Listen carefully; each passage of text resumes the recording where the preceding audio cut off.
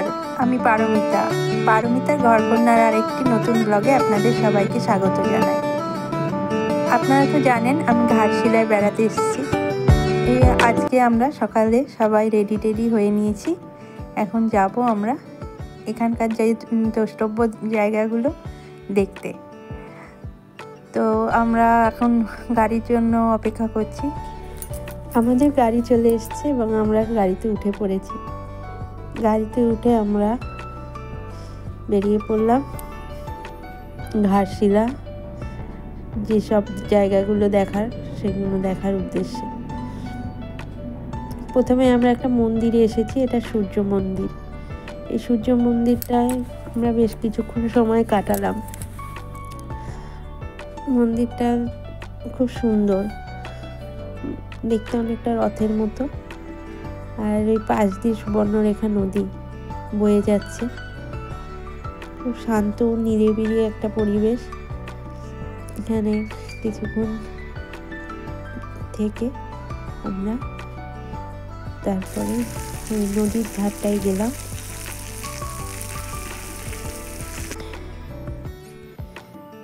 নদীর ধারে তো অপূর্ব সুন্দর পরিবেশ। নদীর জলটা ছিল এত পরিষ্কার, এত স্বচ্ছ, কি বলবো। চারদিকটা ছবির মতো।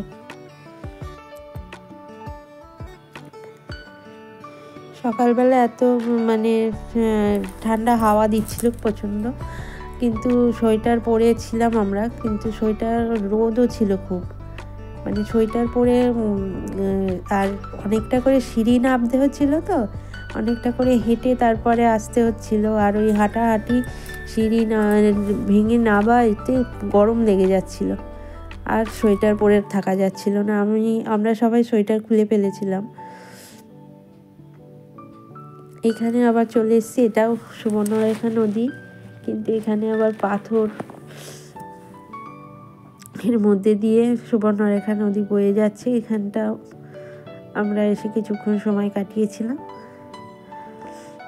আমি যাইনি বেশি দূরে, আমি একটুখানি একটা সামনে সিঁড়ির পাথরের ওপর বসেছিলাম। আমার ছেলে আর ছেলের বাবা চলে গিয়েছিল অনেকটা ওই ভেতরে।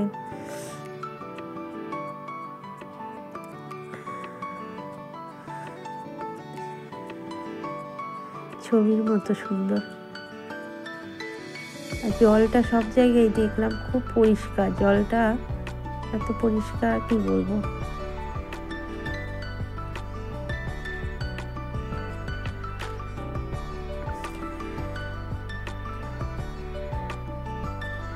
আমি বসে আছি এখানে, হাঁপিয়ে গেছি অনেকটা, নেবে তো আবার উঠতে হবে। এখানে আমরা চলে এসেছি এখন চিত্রকূট পাহাড়ে। অনেকটা উঁচুতে উঠেছি। এখান থেকে পুরো রাস্তাঘাট, ট্রেন লাইন, সমস্ত কিছু দেখা যাচ্ছে। ওই যে দূরে ট্রেন যাচ্ছে দেখা যাচ্ছে। সকাল থেকে অনেক হাঁটাহাঁটি হওয়ার পর আমাদের সকালে জলখাবারই খাওয়া হয়নি, এসব দেখা দেখির ইয়েতে। তারপরে এখান থেকে নেমে আমরা আগে একটা জায়গায় দাঁড়িয়ে জলখাবার খেলাম।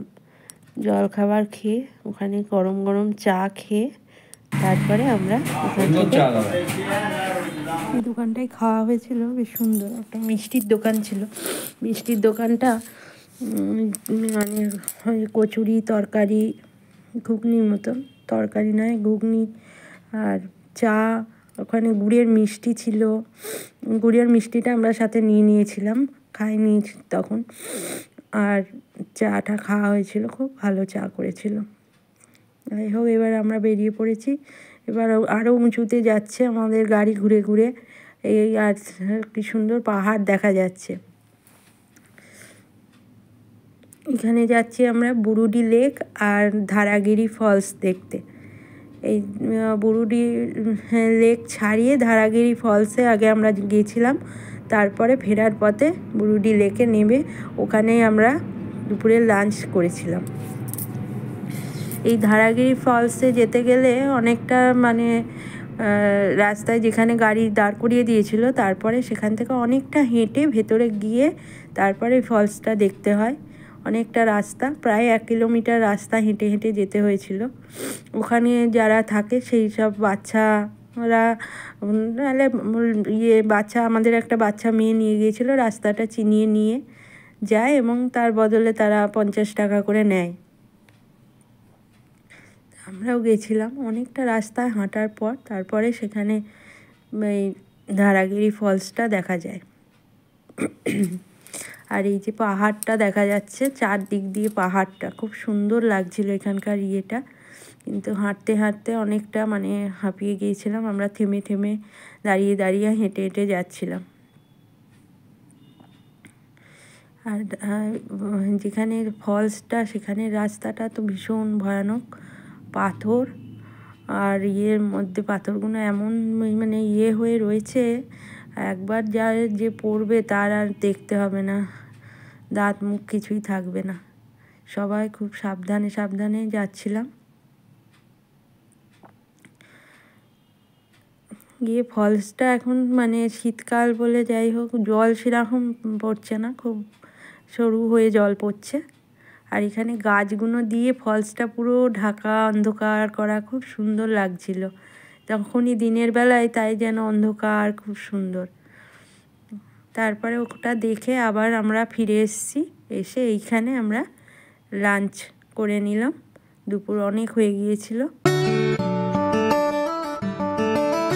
আমার ব্লগটাও এখানেই আমি শেষ করছি।